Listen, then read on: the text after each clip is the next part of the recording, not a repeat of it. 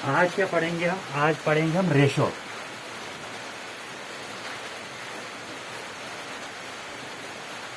Ratio workshop calculation में आज का हमारा टॉपिक जो है वो है रेशो। तो रेशो का क्या मतलब होता है? Ratio means comparison of relation between two quantities. कोई भी दो क्वांटिटीज, उनके बीच में क्या रिलेशन है उसको कंपेयर करना, उसको हम रेशो बोलते हैं। फॉर एग्जांपल हमारे पास दो क्वांटिटीज हैं ए और बी।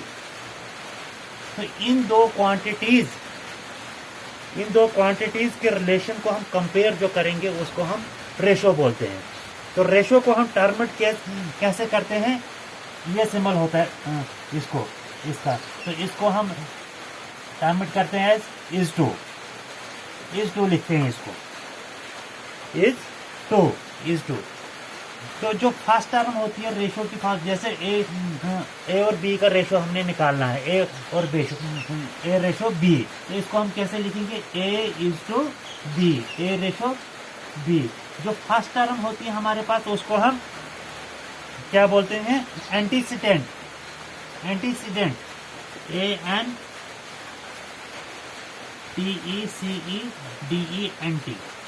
एंटीसीडेंट।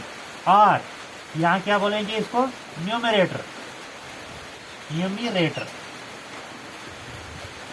एंटीसीडेंट और न्यूमरेटर।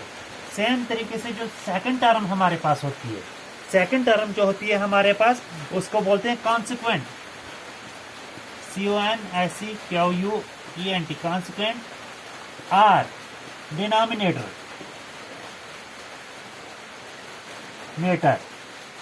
क्या बोलेंगे? डिनोमिनेटर, कॉन्सिक्वेंट या डिनोमिनेटर। रेशो क्या होता है? कोई भी दो क्वांटिटीज, उनके रिलेशन को कंपेयर करना। यानी ए क्या है, बी क्या है, ए बी के मुकाबले में कितना है, बी ए के मुकाबले में कितना है, उसको हम रेशो बोलते हैं। इसको कैसे हम टर्म करते हैं? ये सिंबल होता है हमारे पास इज टू, इसको बोलते हैं। तो ए रेशो बी को हम, जो फर्स्ट टर्म होती है उसको एंटीसीडेंट बोलेंगे या न्यूमरेटर बोलेंगे, सेकंड टर्म को बोलेंगे कॉन्सिक्वेंट और डिनोमिनेटर। एक चीज का हमने इसमें ध्यान रखना, कोई भी क्वांटिटीज, किसी भी क्वांटिटीज को हम तभी कंपेयर कर सकते हैं, तभी रेशो में लिख सकते हैं जब उनके यूनिट सेम हो। अगर हमारे पास 1 kg में है, 1 ग्राम में है, तो इसको हम कंपेयर नहीं कर सकते हैं, इसको हम रेशो में नहीं लिख सकते हैं। इसी तरह अगर 1 किलोमीटर में है, 1 सेंटीमीटर में है, इसको हम कंपेयर नहीं कर सकते हैं, इसको रेशो में नहीं ले, जब तक ना इनके हम यूनिट सेम करें। यहाँ तो इसको भी केजी बनाए, यहाँ इसको भी ग्राम बनाए, सेम तरीके यहाँ इसको भी सेंटीमीटर बनाए, यहाँ इसको भी किलोमीटर। जब तक ना यूनिट्स इनके सेम हो तब तक हम इनको रेशो में नहीं लिख सकते। तो रेशो क्या होता है? किसी भी दो क्वांटिटीज को, 2 या 3 क्वांटिटीज को कंपेयर करना, उनके रिलेशन को कंपेयर करना कि ए बी के मुकाबले में कितना है, बी ए के मुकाबले में कितना है। तो इस पे हम एक क्वेश्चन करेंगे, वहां से आपको समझ आ जाएगी।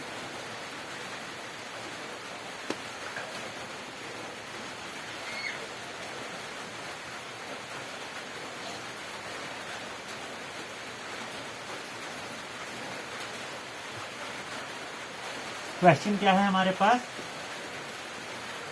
Wait of a box is 46 kg, where weight of other box is 24 kg. Compare their weight, उनके वेट को कंपेयर करना है, कंपेयर देयर वेट। अब मैं इसकी सोल्यूशन करता हूं। वेट ऑफ एक बॉक्स का वेट हमारे पास 36 kg है, दूसरे बॉक्स का वेट हमारे पास 24 kg है। इनके वेट को हमने कंपेयर करना है, रेशियो में लिखना है। वो कैसे लिखेंगे हम? वेट ऑफ बॉक्स ए, जो पहला बॉक्स है हमारे पास, उसका वेट कितना है 36 kg। वेट ऑफ, ये गिवन है हमारे पास, दिया हुआ है। वेट ऑफ बॉक्स बी, जो दूसरा बॉक्स है, उसका वेट है 24 kg। बॉक्स ए का वेट हमारे पास 36 kg है, बॉक्स बी का वेट हमारे पास 24 kg है। Therefore A is to B, A ratio B, A is to B क्या आएगा? ए कितना हमारे पास 36 इज टू बी कितना है 24। दोनों के यूनिट सेम है, इसका भी केजी है, इसका भी केजी। यहाँ पे हमें कोई डिफिकल्टी नहीं है, यहाँ पे हम इसको सोल्यूशन कर सकते हैं। तो 36 अपॉन 36 24, इसको हम शॉर्ट में भी कर सकते हैं। 36 डिवाइड बाय, ये न्यूमरेटर, मैंने बोला फर्स्ट टर्म को न्यूमरेटर बोलेंगे, सेकंड टर्म को डिनोमिनेटर बोलेंगे।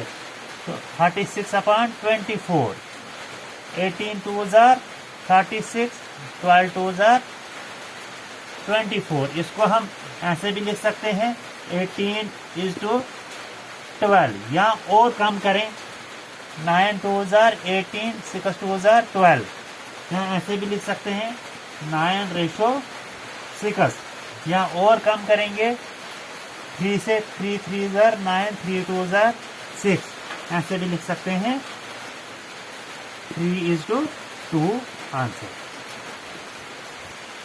तो इसका रेशो क्या निकला हमारे पास 3 इज टू 2। दो बॉक्स थे हमारे पास, एक का वेट 36 kg था, दूसरे का 24 kg था। उनके वेट को हमने कंपेयर करना था। तो वेट ऑफ बॉक्स ए का था हमारे पास 36 kg, बी का था 24 kg। A is to B क्या आया 36 इज टू 24। इसको हमने काम किया, 2 से उड़ाया, 18 जार 36, 12 जार 24, 18 इज टू 12, फिर और काम किया आया 9 इज टू 6, फिर और काम किया 3 इज टू 2, हमारे पास इसका आंसर आया। इसी तरह हम एक और क्वेश्चन करेंगे।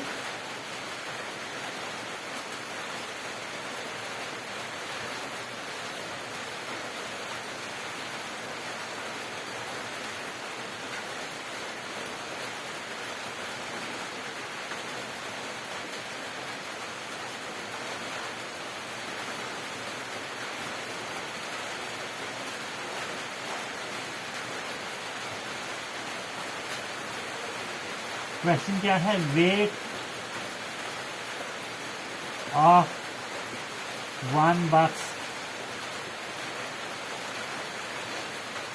Is 3 kg, 3 kg। Weight of other box is 400 gram. Compare the wait.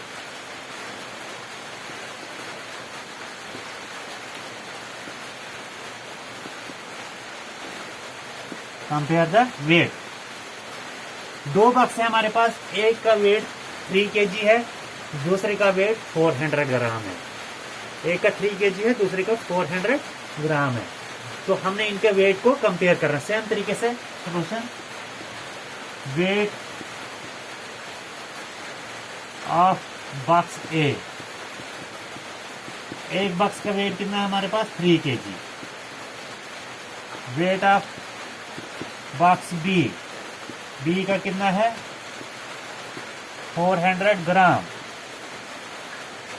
अब यहां पे हमारे पास यूनिट सेम नहीं है, यहाँ पे 3 kg है, यहाँ पे ग्राम, यहाँ पे kg है, यहाँ पे ग्राम है, यहाँ पे किलोग्राम है, यहाँ पे ग्राम है, यानी यूनिट सेम नहीं, हमें यूनिट सेम करने पड़ेंगे।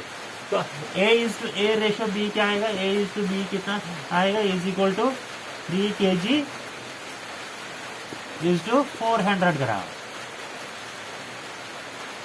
अब यहाँ पे यूनिट सेम नहीं है, यहाँ पे हमें पहले यूनिट सेम करने पड़ेंगे। यहाँ यह भी केजी बनाने पड़ेंगे, यहाँ ये भी ग्राम बनाने पड़ेंगे। हम इसी को ग्राम बना देंगे।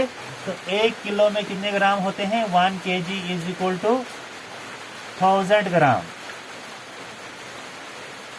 1000 ग्राम तो एक में 1000 होते हैं, 3 में कितने हो जाएंगे? 3 kg इज इक्वल टू 3000 ग्राम। तो A इज टू B क्या आएगा? अब 3 kg की जगह क्या आएगा? 3000 इज टू 400। ये न्यूमरेटर है, ये डिनोमिनेटर है।